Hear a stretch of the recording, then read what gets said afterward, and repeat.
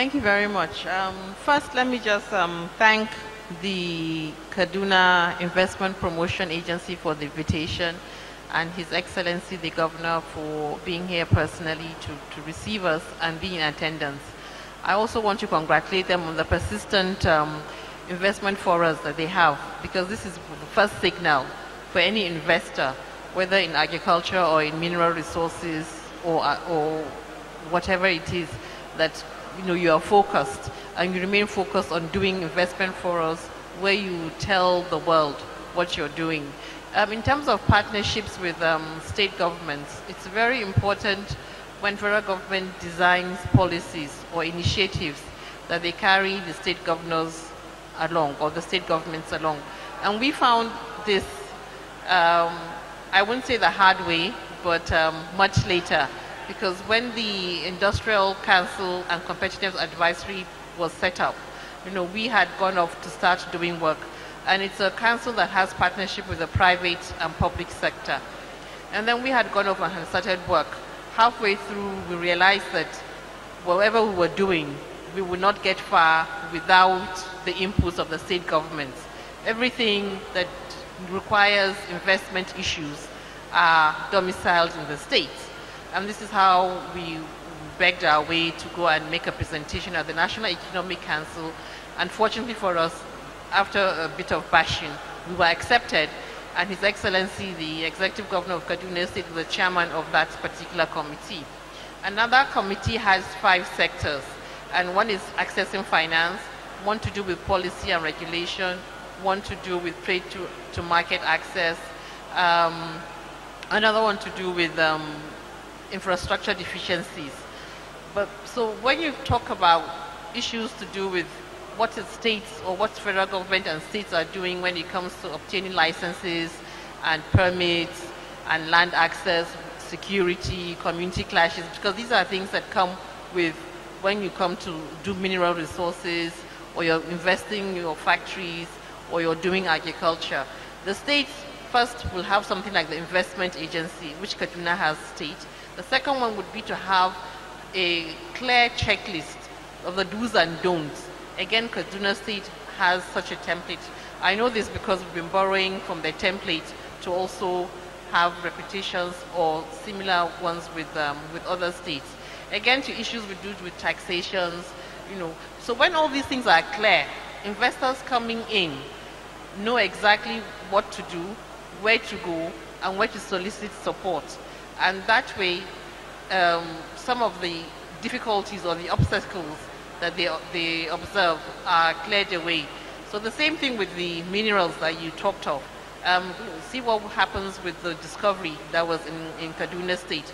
Kaduna State was able to move in immediately and provide the necessary security, give the necessary permits, and so on, so that proper work is done by federal government to first determine and ascertain what exactly is there, how much is there, before we go into proper mining. And the proper mining permits are also acquired to the right people who know what they're doing. So this is just an example of partnership between federal and state level.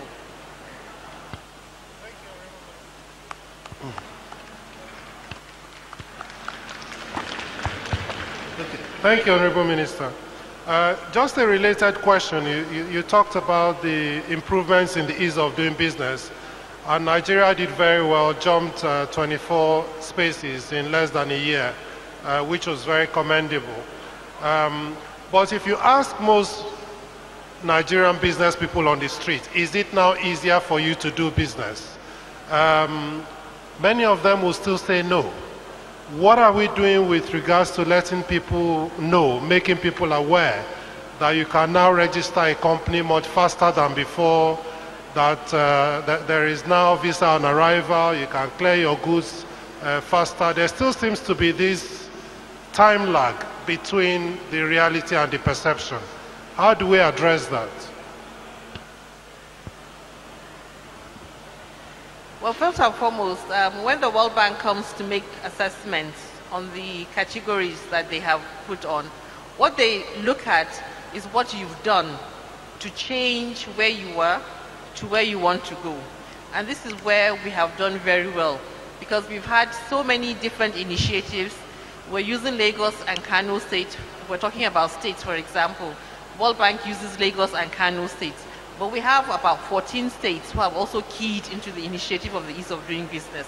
So when World Bank comes to rank Nigeria, they will rank us well, that 14 states have joined the two, making 16 out of 36 states, and what they're doing to make the ease of doing business better. And then a lot of these things are procedural issues. And so states would probably have to do more in terms of publicizing what they've done. Just yesterday I was reading the papers. The Kano State has made their Attorney General the issuer of land certificates, and they've cut down the days from, I think, 90 to 7 days, for example. That's a remarkable progress in the ease of doing business. As we've heard also, Kaduna State has done so much in terms of they've named themselves #1 in Nigeria, and that's because they have also taken on a lot of initiatives. But of course, people doing business in Port Harcourt would not give Kaduna State a high-ranking mark because they don't know what Kaduna State has done. So I think what we need now to do is on the council, the PEBEC council, is also to have a benchmarking mechanism whereby we have a checklist and then we can tick. And thereby when we're doing publications for the council as a whole, the states also show prominently for them to know what state is which state is doing what and how far they've gone. So I think that would be a takeaway for us in terms of adding states and what they've done onto the publications of the ease of doing business. Thank you. Your Excellency, the Governor of Kaduna State, let me first start by congratulating you for the third version of the Kaduna Investment Summit, and also for being ranked the first in terms of ease of doing business in Nigeria. My question is, Kaduna has its own priorities. It's focusing on education, it's focusing on health, agriculture, solid minerals, attracting investment into manufacturing. And many other states also have their own priorities. Which I think is quite right. Each state should focus on the priorities for its own people. But we are one economy. How do we balance the priorities at local level at each state and the national priorities in documents like the Economic Recovery and Growth Plan? How do we make sure there is that synergy between the two? And why have you, particularly in Kaduna State, keyed in to support major federal government initiatives to grow the economy, perhaps a bit more than others?